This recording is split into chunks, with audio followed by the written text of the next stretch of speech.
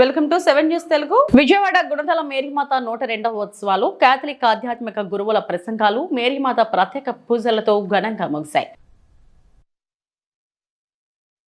లూడ్మాత చివరి రోజు ఉత్సవం ఈరోజు ఈ దివ్య పూజతో ఆరంభమైంది. ఈ దివ్య పూజ చాలామంది గురువులు అనేక డయాసిస్ నుంచి వచ్చారు.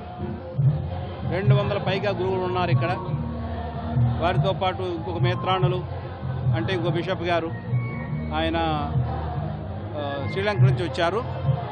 అందరం కలిసి పూజ సమర్పించి ఈరోజు చాలామంది ప్రజలతో ఈ పూజను సమర్పించాం. ప్రతి సంవత్సరం ఈ ప్రజల సంఖ్య పెరిగిపోతూ ఉంది. మేరీమాతను తెలుసుకొని ఇంకా ఆమె దగ్గరకు వచ్చి ఆమె వేడుదల ద్వారా అనేక వరాలు పొందుతూ ఉన్నారు మన ప్రజలు.